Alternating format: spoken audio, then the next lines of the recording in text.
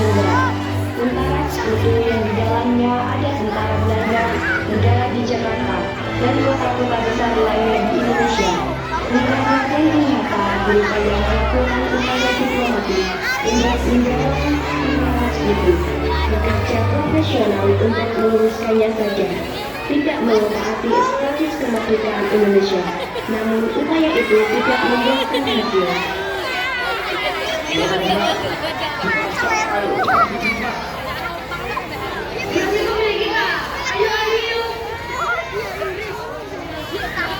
Atas saran Jenderal Besar Sudirman, Bung Karno diminta untuk mengirim utusan khusus kepada Raisul Akbar Nahdlatul Ulama Hadratus Syekh Kiai Haji Hasyim Asy'ari di Ponpes Tebu Ireng Jombang.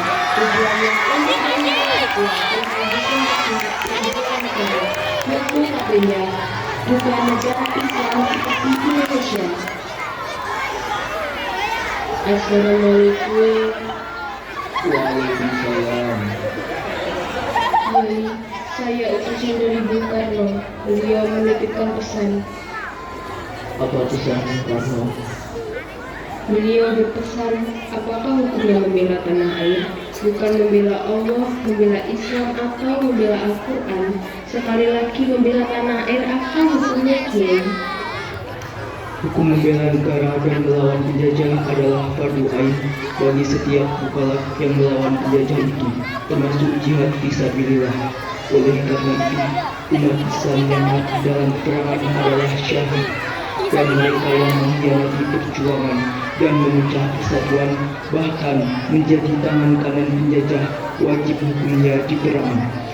Perang menolak dan melawan penjajah itu fardu ain yang harus dikerjakan orang-orang Islam, laki-laki, perempuan, anak-anak, bagi yang bersenjata atau tidak, bagi yang berada dalam jarak lingkaran 94 km dari tempat masuk dan kedudukan musuh. Bagi orang-orang yang di luar jarak lingkaran tadi, kewajiban itu jadi fardu kifayah yang cukup kalau dikerjakan sebagian saja.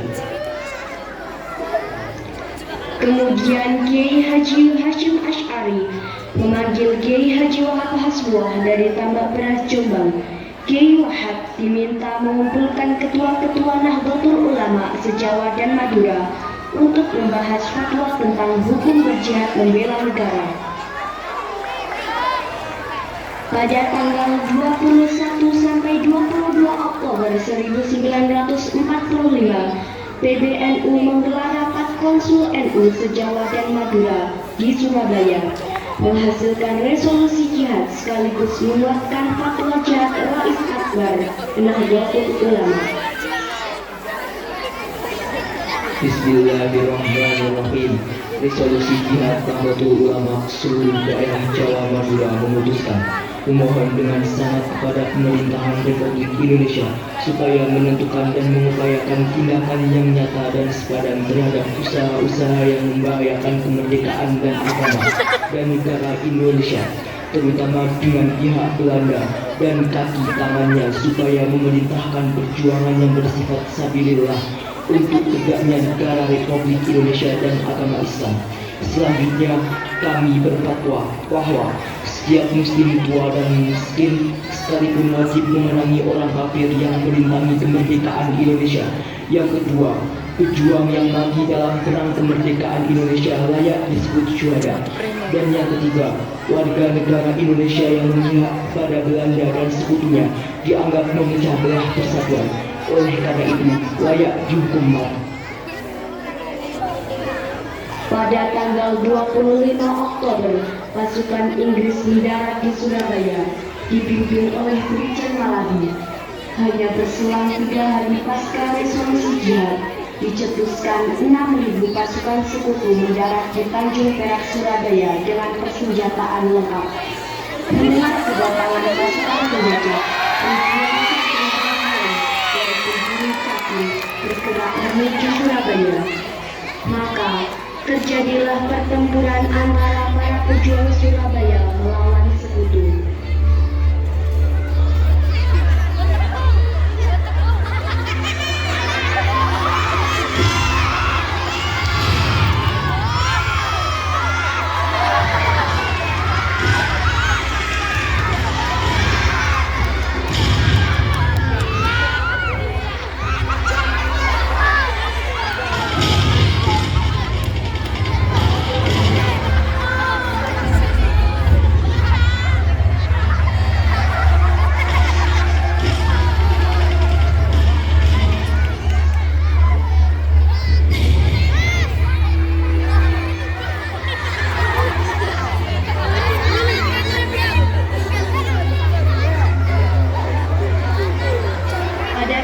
30 Oktober 1946 telah terjadi gencatan senjata antara Laskar Arek Surabaya dan pasukan Sekutu Inggris.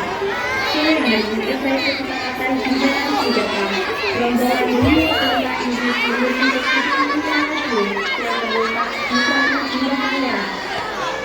Namun, sekelompok pemuda Surabaya menolak penempatan pasukan Inggris di gedung tersebut. Mereka meminta pasukan Inggris kembali ke Tanjung Perak sesuai kesepakatan gencatan senjata. Tolong beritahu mereka bahwa kita setuju gencatan senjata dengan Indonesia. Iya, Pak. Jangan ingkari kesepakatan itu, karena itu membuat nama baik kita hilang dan tidak dipercaya lagi. Tenang, saudara-saudara. Negara dan Bung Hatta telah setuju untuk gencatan senjata.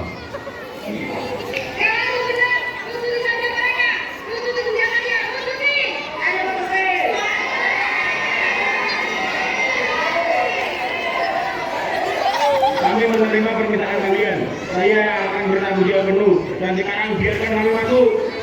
Mereka akan bertanggung jawab penuh. Jadi biarkan kami masuk ke dalam gedung itu.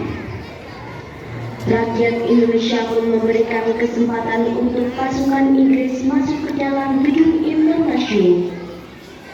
Mayor. Iya, Pak. Saya dapat berita dari Brigadir Balabi. Proses gencatan senjata sedang berlangsung, tetapi mereka menginginkan kita menyerahkan senjata dan menyerah. Akan tetapi, Jenderal memerintahkan kita untuk mengambil tindakan apapun yang diperlukan untuk memastikan keamanan bagi pasukan. Siap, Kapten. Akhirnya, terjadi ketegangan yang menyulut baku tembak.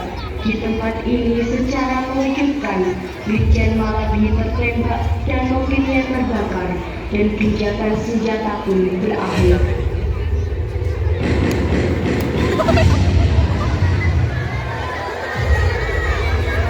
Ganti Malabi Jenderal Rohingya memimpin Laskar Perjuangan Indonesia agar menyerahkan senjata pada Inggris. Tanggal 10 November 1945. Jika tidak, Inggris mengancam akan membunuh habiskan Surabaya. Siapa yang membunuh Jenderal Malabi? Jenderal terbaik Inggris. Kalau kalian tidak menyerahkan membunuh Jenderal Malabi, saya katakan akan bumi yang menyerahkan senjata-senjata mereka kepada kami. Paling lambat 10 November. Kalau tidak, akan saya bumi habiskan Surabaya. Mendengar ancaman itu, para komandan Laskar Peristiwa, Sabillah, Mujahidin, PKR, dan para santri marah besar. Ada pemuda bernama Sutomo yang sering disebut Bung Tomo, seorang pemuda Indonesia Hashim Asy'ari yang meminta izin untuk menyiarkan dan menyebarkan revolusi Cina. Bismillahirrahmanirrahim. Merdeka, saudara-saudara penduduk kota Surabaya, kita semuanya telah mengetahui bahwa hari ini tentara Inggris telah menyebarkan pamflet yang memberikan suatu ancaman kepada kita semua. Kita diwajibkan untuk melakukan yang mereka tuntut, menyerahkan senjata-senjata yang telah kita rebut dari tangannya tersebut. Tetapi inilah jawaban kita. Selama pantai-pantai Indonesia masih menjadi zona merah yang dapat membuat secari kain putih, merah dan putih, maka selamanya itu tidak akan kita menyerah kepada siapapun juga. Allahu Akbar, Allahu Akbar, Allahu Akbar. Merdeka. Pada tanggal 10 November 1945, pertempuran kembali meluas menyambut berakhirnya ultimatum AFNEI. Perang besar pun pecah. Ribuan pejuang syahid, pasukan Kiai Abbas berhasil memaksa pasukan Inggris kocar-kacir dan berhasil menembak jatuh 3 pesawat tempur RAF Inggris. Kiai, sepak terjang Belanda semakin membuat kita. Mereka menghubungi umat sebagai fokus. Dan bahkan ini Belanda sudah memasuki Singosari. Dan rakyat-rakyat kecil yang tidak berdosa banyak yang menjadi korban. Tentunya Kiai Keluarga. Kiai, Kiai, Kiai, Kiai, Kiai.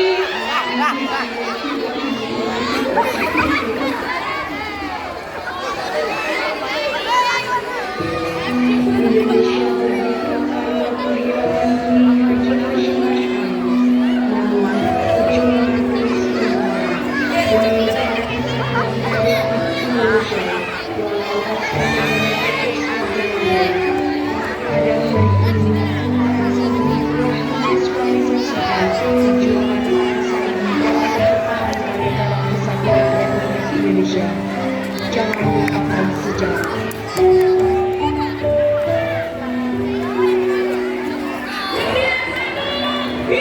Kita